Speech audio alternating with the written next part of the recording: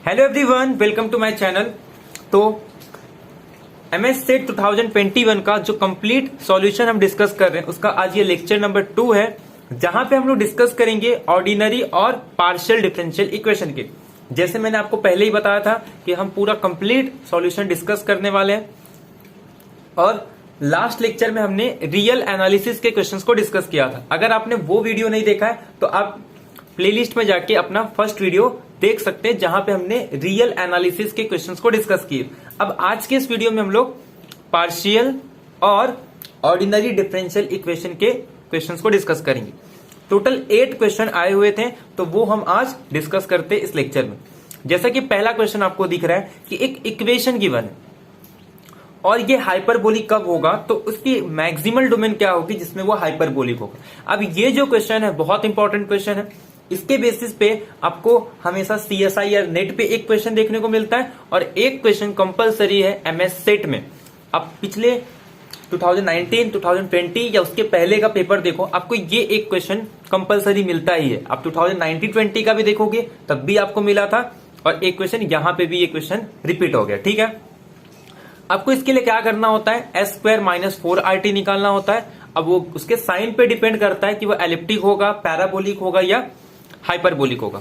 ठीक है, तो हम इसको सॉल्व करते हैं। क्वेश्चन नंबर 36, अगर आप किसके अकॉर्डिंग देख रहे हो, सेट C के अकॉर्डिंग देख रहे हो, तो क्वेश्चन नंबर 36 होगा।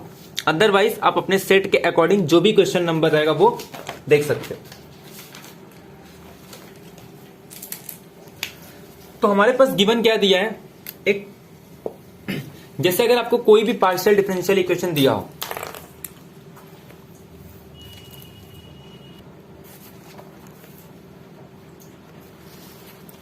जैसे मान लो अगर आपको एक पार्शियल डिफरेंशियल इक्वेशन दे दिया जाए, जैसे UXX प्लस यहां पे सपोज ये A coefficient, B UXY plus C UYY, और यहां पे सपोज आपका X और Y के फंक्शन होंगे इज इक्वल टू 0। तो आपको क्या करना है, ये कोएफिशिएंट आएगा, UXX के साथ जो कोएफिशिएंट आता है, UXY के साथ जो कोएफिशिएंट आता है, UYY के साथ कोएफिशिएंट आता है, तो इसको हम लोग डिनोट करते हैं। जो UXX के साथ आपको कोएफिशिएंट रहेगा उसे हम डिनोट करते हैं R से, यानी कि जो A है यहां पे इसको R से डिनोट करेंगे। जो UXY का कोएफिशिएंट है उसे हम S से डिनोट करते हैं, और यहां पे जो UYY का कोएफिशिएंट है उसे हम लोग T से डिनोट करते हैं। अब आपके पास रिजल्ट क्या है कि आप S² - 4RT फाइंड आउट करो। अब इसके 3 केस आएंगे, या तो ये 0 हो सकता है, या ग्रेटर देन 0 हो सकता है, या लेस देन 0 हो सकता है। जिस डोमेन पे ये 0 आएगा उस पे हम लोग कहते हैं कि ये पैराबोलिक पार्शियल डिफरेंशियल इक्वेशन है। जिस डोमेन में ये ग्रेटर देन 0 होगा हम कहेंगे हाइपरबोलिक है, और जिस पे ये लेस देन होगा हम लोग कहेंगे कि ये एलिप्टिक है। ठीक है, तो ये कुछ कॉन्सेप्ट है जो आपको याद रखना है, और ये लगातार इस पे आपको क्वेश्चन देखने को मिलेंगे। हमने बहुत बार किया है इसको कि S² - 4RT के साइन पे डिपेंड करता है कि अगर आपको एक पार्शियल डिफरेंशियल इक्वेशन दिया है सेकेंड ऑर्डर का, तो वो एलिप्टिक है या पैराबोलिक है या हाइपरबोलिक है।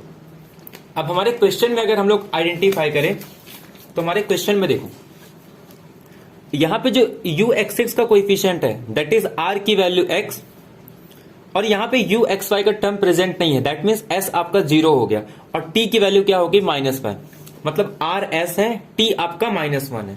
तो यहां पे जैसे ही आप S² - 4RT फाइंड आउट करोगे तो S की वैल्यू तो आपके पास क्या आ रही है, 0, तो S तो आपका 0 आ जाएगा। 4 R आपके पास X था और T आपके पास -Y था। तो अब इसे अगर आप सॉल्व करोगे तो ये आपके सामने आ जाएगा 4XY। अब इसके 3 केस आएंगे। 4XY अगर ग्रेटर देन 0 है तो हाइपरबोलिक, 4XY लेस देन 0 है तो elliptic, and 4XY is equal to 0 है तो ये आपका आ जाएगा पैराबोलिक। बट आपको क्या कर रहा है, हाइपरबोलिक कह रहा है, तो therefore XY is greater than 0। अब XY ग्रेटर देन 0 कब होगा, या तो XY ग्रेटर देन 0 हो, या फिर X और Y दोनों लेस देन 0। अगर ये ऑप्शन करेक्ट है तो आपको ये लगाना है, अगर ये ऑप्शन नहीं होगा तो इन दोनों में से कोई एक ऑप्शन ट्रू होगा। बट हमारे ऑप्शन में ये वाला प्रेजेंट है, इसके लिए हम इन दोनों में से किसी को भी करेक्ट नहीं करेंगे। हमारा ऑप्शन क्या आ जाएगा, जिसमें एक्स वाई ग्रेटर देन 0 होगा। तो आप लोग कंपेयर कर सकते हैं कि ये जो सी ऑप्शन है कि वो सारे ऑर्डर पेयर आर स्क्वायर के जिसमें उनका प्रोडक्ट ग्रेटर देन 0 आना चाहिए। इस डोमेन पे जो ये पार्शियल डिफरेंशियल इक्वेशन है वो हाइपरबोलिक होगा। आई होप आपको ये क्लियर हो गया होगा। बहुत ही सिंपल क्वेश्चन था। अब सेकेंड क्वेश्चन देखो, ये लास्ट ईयर भी पूछा गया था कि आपको एक पार्शियल डिफरेंशियल इक्वेशन दिया जाएगा और आपको ये आइडेंटिफाई करना होता है कि वो लीनियर है, सेमी लीनियर है, कॉसी लीनियर है या नॉन लीनियर है। एक एक करके हम लोग डिस्कस करते हैं। बाकी ये आपको क्लासिफिकेशन में आता है। जब पार्शियल डिफरेंशियल इक्वेशन पढ़ते हो तो सबसे पहले आपको क्लासिफिकेशन सिखाया जाता है कि पहले पार्शियल को आइडेंटिफाई करो कि वो किस टाइप का पार्शियल डिफरेंशियल इक्वेशन है। ठीक है, ठीक है। तो पहले हम लोग समझते हैं कि आप कैसे आइडेंटिफाई करोगे कि वो लीनियर है, नॉन लीनियर है, कॉसी लीनियर है या सेमी लीनियर है। तो सेकेंड टॉपिक जो आपका क्वेश्चन है क्लासिफिकेशन ऑफ, ताकि अगर ये नेट में क्वेश्चन आए या गेट में क्वेश्चन आए तो आप इसको इजीली कर सकते हो। ठीक है, तो classification of partial differential equation, वो भी कौन से ऑर्डर का दिया आपको, फर्स्ट ऑर्डर का दिया। तो फर्स्ट ऑर्डर का पार्शियल डिफरेंशियल इक्वेशन आप कैसे आइडेंटिफाई करो। पहले हम लोग देखते हैं लीनियर पार्शियल डिफरेंशियल इक्वेशन। अब जो लीनियर पार्शियल डिफरेंशियल इक्वेशन है फर्स्ट ऑर्डर का, वो कुछ इस फॉर्म का होता है कि P X Y P plus Q X Y Q is equal to R X Y Z plus S X Y. तो इसे हम लोग कहते हैं कि ये हमारे पास लीनियर पार्शियल डिफरेंशियल इक्वेशन है ऑफ फर्स्ट ऑर्डर। अब ये कैसे आइडेंटिफाई करना है आपको, तो इसमें P भी लीनियर होना चाहिए, Q भी लीनियर होना चाहिए। उनके जो कोएफिशिएंट है उसमें Z का टर्म प्रेजेंट नहीं होना चाहिए और जो Z है वो भी क्या होना चाहिए, लीनियर आना चाहिए। तो ऐसे पार्शियल डिफरेंशियल इक्वेशन को हम कहते हैं कि ये लीनियर पार्शियल डिफरेंशियल इक्वेशन है। अब सेकेंड, इसके बाद आता है semi linear partial differential equation. Second semi linear PDE. अब इसमें देखो, इसमें क्या करते हैं, ये भी लीनियर पार्शियल डिफरेंशियल इक्वेशन के जैसे रहता है, बट इसमें प्रॉब्लम क्या होता है, जैसे ये जो जेड लीनियर में दिया है, यहां पे मे भी हो सकता है कि जेड लीनियर में ना हो। जैसे अगर मैं लीनियर का एग्जांपल बताऊं तो जैसे मैं लिख दूं X P plus Y Q plus Z X और यहां पे कुछ एक्स वाई। पी भी लीनियर में है, क्यू भी लीनियर में है और इसके कोएफिशिएंट में जेड प्रेजेंट नहीं है। जो जेड है वो भी लीनियर अपने आप में। तो ऐसे पार्शियल डिफरेंशियल इक्वेशन को हम लोग कहते हैं कि ये लीनियर है, जिसमें कोई भी डिपेंडेंट वेरिएबल या उसका प्रोडक्ट साथ में नहीं आना चाहिए और कोई भी डिपेंडेंट वेरिएबल या उसका डेरिवेटिव का हमेशा क्या होना चाहिए, लीनियर होना चाहिए और वो आपस में प्रोडक्ट में भी नहीं होने चाहिए। तो ऐसे लीनियर डिफरेंशियल इक्वेशन को, पार्शियल डिफरेंशियल इक्वेशन को लीनियर पार्शियल डिफरेंशियल इक्वेशन कहते हैं। अब सेमी लीनियर पीडीई क्या होता है, इसमें जो पी के कोएफिशिएंट है, पी का मतलब del Z by del X, इसका जो कोएफिशिएंट आ रहा है ये तो लीनियर हो, Z in terms of Z. ऐसे जो आपका क्यू का कोएफिशिएंट रहेगा वो भी in terms of Z linear हो, लेकिन जो आपका एक्स वाई जेड है ये हो सकता है कि यहां पे जेड आपका लीनियर ना हो इन टर्म्स ऑफ जेड। तो इसे हम लोग कहते हैं कि ये आपका semi linear partial differential equation है, यानी कि सेमी लीनियर पीटीई। अब कॉसी लीनियर में क्या होता है, इसमें जिसका कोएफिशिएंट यानी कि P X Y Z P plus Q X Y Z P Q is equal to R X Y Z. अब इसमें देखो, ये जो आर एक्स वाई जेड है ये भी हो सकता है लीनियर ना हो, इसके जो कोएफिशिएंट है पी के वो भी in terms of Z linear ना हो, क्यू के जो कोएफिशिएंट है वो भी in terms of Z linear ना हो, लेकिन ये क्या होना चाहिए, पी और क्यू आपस में लीनियर होने चाहिए। तो ऐसे पार्शियल डिफरेंशियल इक्वेशन को कहा जाता है कि ये कॉसी पार्शियल डिफरेंशियल इक्वेशन है। ठीक है, और लास्ट में आता है नॉन लीनियर। नॉन लीनियर का मतलब ये होता है कि अगर इसमें से कोई भी ना हो, मतलब जितने भी ऑप्शन आपको दिए गए हैं अगर उसमें से कुछ ना हो, तो ऐसे पार्शियल डिफरेंशियल इक्वेशन को कहा जाता है नॉन लीनियर। अगर मैं एक एक एग्जांपल लिखूं, जैसे X P plus Y Q is equal to 0, ये आपका एग्जांपल हो गया लीनियर का। मैं लिख दूं X P plus Y Q Z square, ये एग्जाम्पल हो गया आपका सेमी लीनियर, क्योंकि ये जेड के टर्म्स में लीनियर नहीं है। बाकी जो पी और क्यू के कोएफिशिएंट उसमें जेड प्रेजेंट नहीं है, तो इसको हम लोग बोलेंगे सेमी लीनियर। बट अगर मैं कुछ इस तरीके से लिख दूं जेड पी या फिर Z square Q is equal to Z square X, तो ये आपका एग्जाम्पल हो गया quasi linear partial differential equation. लेकिन अगर मैं Z P square plus Z Q square या फिर पी इंटू क्यू या P square into Q square या पी स्क्वायर प्लस क्यू, तो ये जो एग्जाम्पल है ये सब नॉन लीनियर के, क्योंकि यहां पे जो ये पार्शियल डिफरेंशियल इक्वेशन है यानी कि जो पार्शियल डेरिवेटिव है वो अपने आप में लीनियर नहीं है, तो ऐसे पार्शियल डिफरेंशियल इक्वेशन को कहा जाता है नॉन लीनियर। या फिर आप ऐसे भी कह सकते हो जो ये इन तीन टाइप में नहीं आ रहा है उसे हम लोग क्या कहते हैं, नॉन लीनियर। आई होप आपको ये क्लियर हो गया होगा। मैं इसके लिए डिटेल में बता रहा हूं, बाकी आंसर तो तुरंत बता सकते हैं, बट ऐसा नहीं कि आपको जो पेपर हो गया भाई इसके आगे आपके सामने बहुत पेपर है, तो जितना कॉन्सेप्ट आपका क्लियर होगा उतना जब हम आगे सेपरेट वीडियो डिस्कस करेंगे अप्लाइड का, तो वहां पे आपकी बहुत सारी चीजें क्लियर होंगी। कुछ दिन में मैं पूरा शेड्यूल प्रोवाइड कर दूंगा कि यूट्यूब पे हम किस तरीके से जो अप्लाइड के सेक्शन है उसके लिए हम लोग प्रिपरेशन करने वाले हैं CSIR नेट के लिए, तो एक दो दिन में वो वीडियो आ जाएगा। इसके अलावा अगर आपको पेड क्लास ज्वाइन करना है तो उसका भी पूरा डिटेल हम उस वीडियो में बता। अब ये सिंपल सी बात है, इसमें से आपका कौन सा ऑप्शन करेक्ट होगा देख लेते हैं।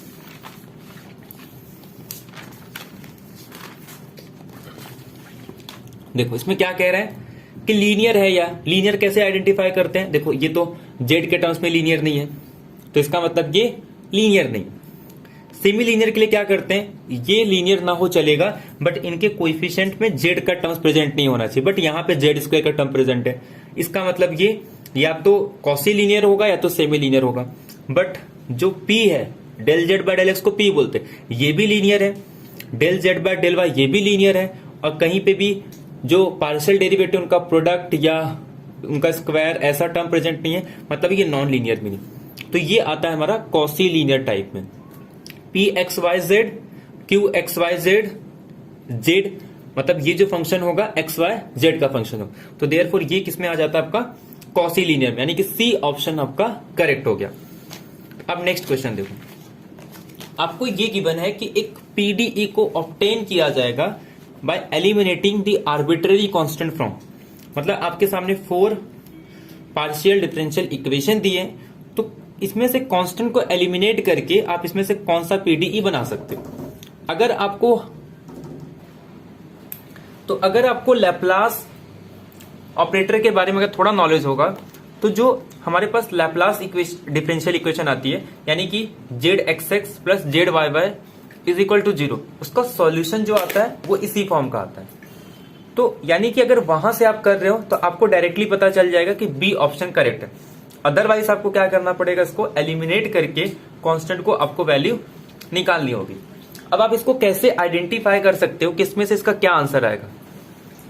जैसे मैं अगर इसको एक्स के रिस्पेक्ट में कर देता हूं, ठीक है, तो अगर जब मैं इसको एक्स के रिस्पेक्ट में करूंगा तो बी कोएफिशिएंट यहां आ जाएगा। जब मैं इसको वाई के रिस्पेक्ट में करूंगा तो ये बी कोएफिशिएंट आ जाएगा। लेकिन जब मैं एक्स के रिस्पेक्ट में कर रहा हूं तो ये साइन ही था, लेकिन जब मैं y के रिस्पेक्ट में कर रहा हूं तो ये cos हो गया, तो कुछ कैंसिल करके माइनस नहीं होगा। इसका मतलब अगर उसको सेकेंड टाइम डेरिवेटिव करूंगा तो मैं y के रिस्पेक्ट में करूंगा फिर साइन आ जाएगा, बट प्रॉब्लम ये हो जाता है कि ये बी स्क्वायर निकल आता है बाहर। तो मतलब अब x के रिस्पेक्ट में भी आपको क्या करना पड़ेगा, फिर से करना पड़ेगा। अब ये देखो कि माइनस करने पे 0 आ रहा है या प्लस करने पे, तो उससे आपके ये x वाला कोएफिशिएंट भी कुछ नहीं आएगा, ये दो तो आपके एलिमिनेट हो जाते हैं। तो वैसे भी आपको देखा तो बी ऑप्शन आपका करेक्ट आ जाएगा। ठीक है, ये ए और डी तो आपका हो नहीं सकता क्योंकि इसमें del Z by del x आ रहा है, इसमें del Z by del x आ रहा है, या तो ये दोनों में से कोई ऑप्शन आपका करेक्ट हो सकता है। अब हम लोग इसको सॉल्व करते हैं। देखो, एक तो जैसे फॉर एग्जांपल आपके सामने इस तरीके का इक्वेशन दिया है, ठीक है। तो आपको पता है कि अगर मैं इसका एक ऑक्सिलरी इक्वेशन बनाऊं तो ये कैसा आ जाएगा, M square plus one is equal to zero. तो ये आ जाएगा आपके सामने M square is equal to -1। तो यानी कि एम की वैल्यू जो है प्लस माइनस आयोटा। तो ये वो इक्वेशन है जिसमें आपके साइन एक्स कॉस एक्स वाले प्रेजेंट होंगे। तो यहां से भी आइडिया लगा सकते हो कि इसका आंसर क्या होगा। अदरवाइज हम कांस्टेंट एलिमिनेट करके निकालते हैं। आपको गिवन क्या दिया है, z is equal to A E raise to B X sine B Y. अब मैं जब इसको जेड एक्स के रिस्पेक्ट में पार्शियली डिफ्रेंशिएट करूंगा तो ये b कोएफिशिएंट यहां आ जाएगा e raise to B X. अब ये sine B Y as it is. जब मैं इसको जेड वाई के रिस्पेक्ट में करूंगा तो ये आ जाएगा A B E raise to B X cos B X B Y. क्यों, क्योंकि ये तो पूरा कांस्टेंट रेट होगा और साइन बी वाई का क्या होगा, कॉस बी वाई। और जब इसका करेंगे तो ये बी बाहर आ जाएगा। अब मैं इसको कुछ कर सकता हूं क्या, नहीं, क्योंकि यहां पे साइन है और यहां पे कॉस है। तो एक काम करता हूं, मैं इसको पहले वाई के रिस्पेक्ट में करता हूं ताकि वो साइन आ जाए और देखते हैं कुछ मिल रहा है या नहीं। तो जब मैं इसको वाई के रिस्पेक्ट में करूंगा तो ये बी यहां फिर से आ जाएगा, यानी कि A B square E raise to B X cos B Y.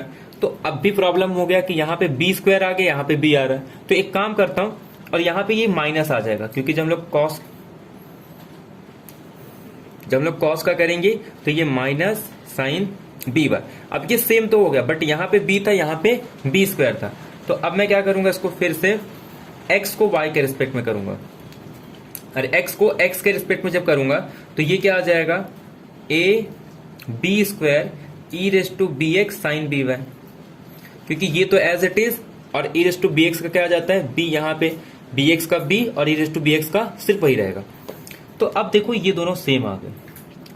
तो अगर मैं इनको ऐड कर दूं, यानी कि Z X plus Z Y को ऐड करूंगा तो ये जो है इसमें सिर्फ साइन का डिफरेंस है, यानी कि ये माइनस ये करूंगा तो ये जीरो आ जाएगा। तो सिंपल सा आपका आंसर आ जाएगा Z X X plus Z Y Y is equal to zero. आपको पता होगा इसे मैं सिंपल ऐसे भी लिख सकता हूं, ये हमारे पास लैप्लास ऑपरेटर है, यानी कि कोई भी फंक्शन अगर इस लैप्लास ऑपरेटर को सेटिस्फाई करता है तो उसे हम लोग हार्मोनिक फंक्शन भी कहते हैं।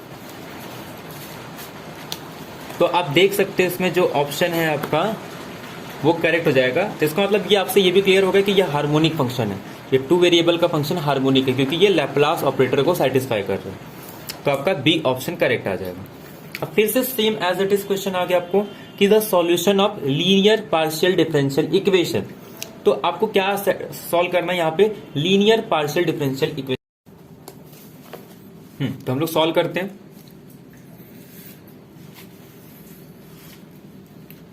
अब आपको गिवन क्या दिया है, एक linear partial differential equation given है। अब लीनियर पार्शियल डिफरेंशियल इक्वेशन में भी होमोजीनियस दिया, तो आपको जस्ट क्या करना होता है, उसे हम लोग कुछ इस फॉर्म में लिखते हैं, डी और डी डैश।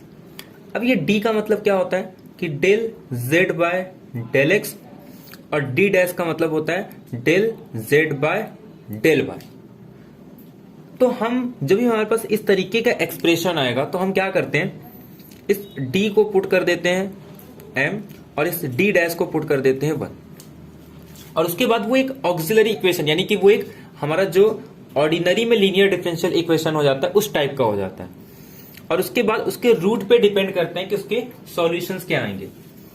अब इसमें जैसे केस 1 में बात करता हूं, जैसे मान लो जो आपके रूट आ रहे हैं वो सारे सेम आ गए। जैसे मान लो आपका m1 m2, ये इस तरीके से आपके सामने कुछ रूट आ रहे हैं, m1 रूट आ रहा है, m2 रूट आ रहा है, सारे डिफरेंट आ रहे हैं। सपोज अगर सारे रूट डिफरेंट है तो आपका जो सॉल्यूशन आएगा वो कुछ इस फॉर्म का आएगा। इसका जो कॉम्प्लीमेंट्री फंक्शन आएगा, एक phi1 y प्लस जो आपका पहला रूट आ रहा है m1x, ऐसे ही phi2 यहां पे आप क्या लिखोगे, ये जो आपका दूसरा रूट आ रहा है, ऐसे लास्ट में phi n y प्लस यहां पे आपका जो लास्ट वाला रूट आ रहा है, इस तरीके से आप लिखोगे। अब जो हमारे सामने आया वो केस सेकंड की बात करते हैं। अगर सपोज सब सेम आ जाए तब क्या करेंगे, ये m1 के इक्वल आ गया, m2 के इक्वल आ गया, सॉल्व अप टू सारे इक्वल आ गए। तो जब सब इक्वल आ जाएगा तब हम क्या करते हैं, CF is equal to phi1 y plus mx plus x phi2 y plus mx x square phi3 y plus mx, ऐसे लास्ट में x is to n minus 1 y plus mx। ठीक है, ये आपका कॉम्प्लीमेंट्री फंक्शन आ जाता है किसका, linear partial differential equation, अगर वो होमोजीनियस है।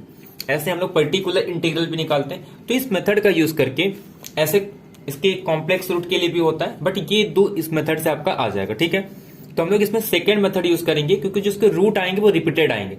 ऐसे ही आप किसके टर्म्स में कर सकते हो, आप जो आपका ये है इसके प्लेस पे हम पुट कर दो, इसके प्लेस पे 1 पुट कर दो, उससे भी आप इसको कर सकते हो। वो डिग्री पे डिपेंड करता है कि डिग्री अगर सेम है तो आप इस तरीके से करो या दोनों से करो, आपको दोनों आंसर आ जाता है। लेकिन अगर डिग्री आपका y वाला ज्यादा है तो फिर आपको इसको रिवर्स करना पड़ता है। अब हमारे क्वेश्चन में देखो, हमारे क्वेश्चन में क्या गिवन है,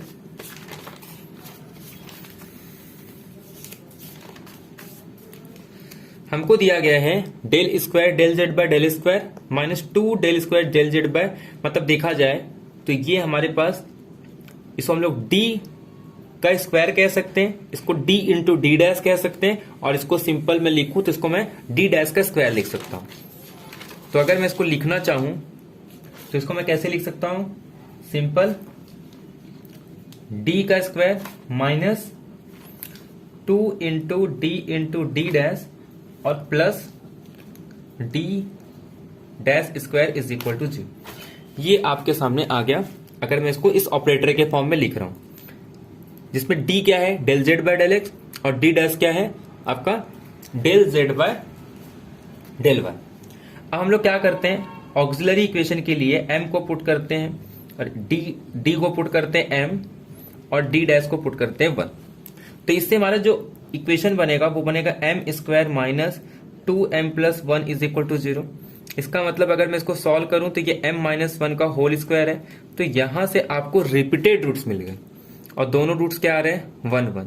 तो आप इसमें पुट कर दो जब आपकी वैल्यू सेम है, तो ये भी 1 ये भी 1, तो यहाँ पे क्या आ जाएगा 1, यहाँ पे क्या आ जाएगा 1। तो देयरफॉर जो सॉल्यूशन आएगा वो y प्लस एक्स प्लस यहाँ पे x into phi2 y plus x, ये आपका सॉल्यूशन आ गया कि phi1 of y plus x plus x into phi2 of y plus x. तो ये आपका सॉल्यूशन आ जाएगा। तो चेक करते हैं इसमें से आपका कौन सा ऑप्शन करेक्ट होगा।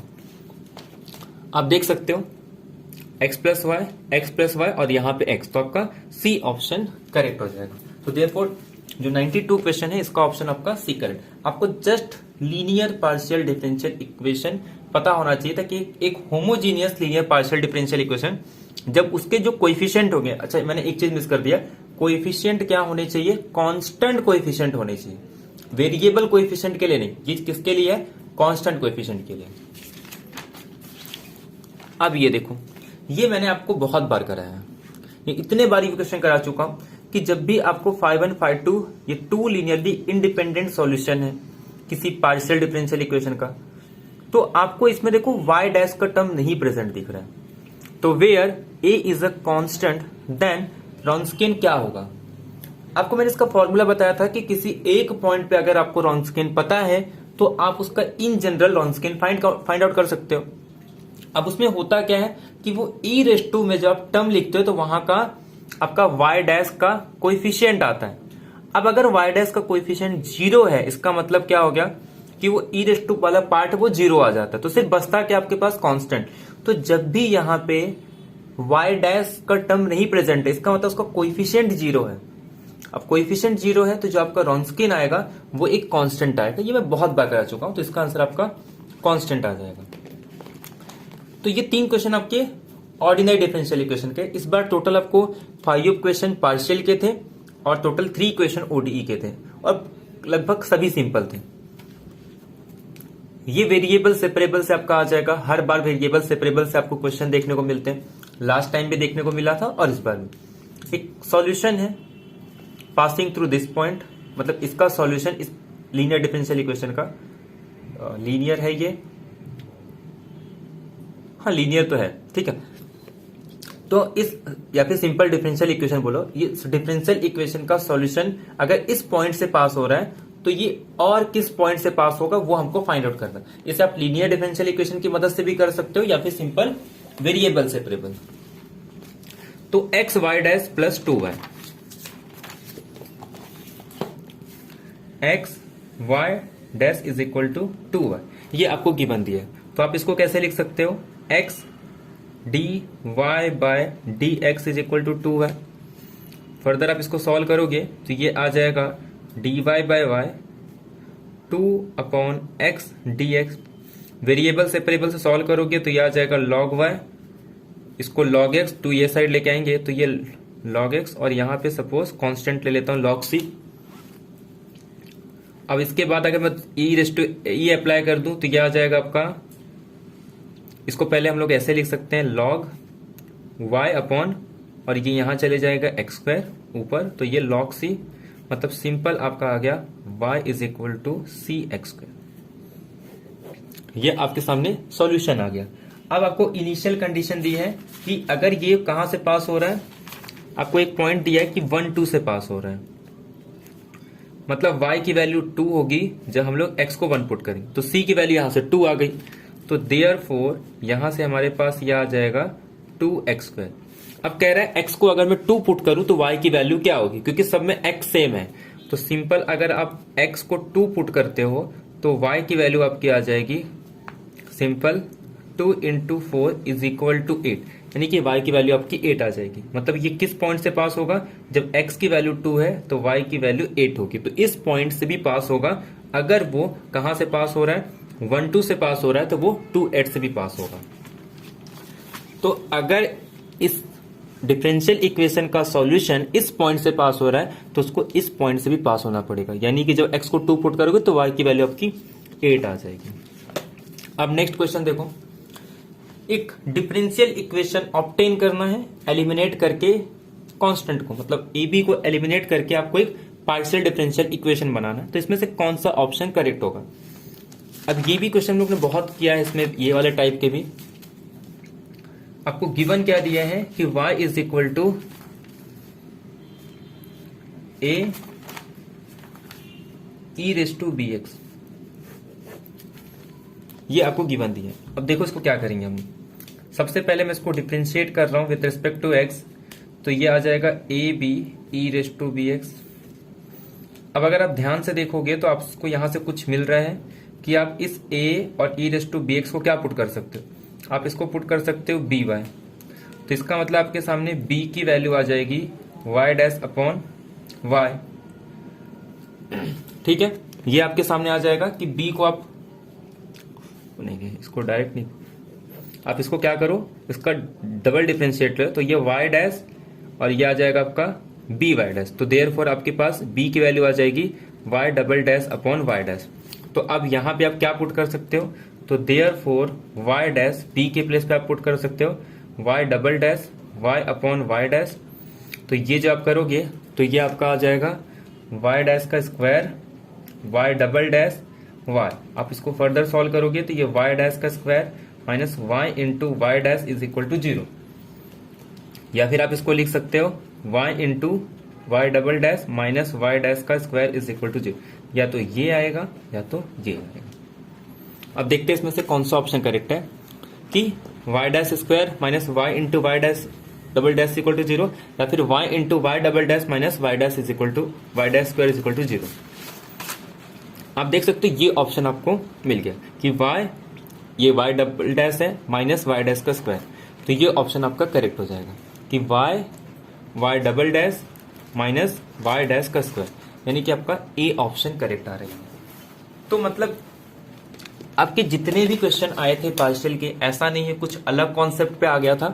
तो ये कह सकते हो अगर आपने ऑर्डिनरी पार्शियल डिफरेंशियल इक्वेशन की क्वेश्चन, अगर आपने प्रीवियस ईयर के सारे क्वेश्चन देखे हैं, या फिर आपको थोड़ा बहुत भी नॉलेज है, यानी कि कैसे क्लासिफिकेशन करते हैं, कैसे फॉर्मेशन करते हैं, ज्यादा डिटेल में जाने की जरूरत नहीं थी।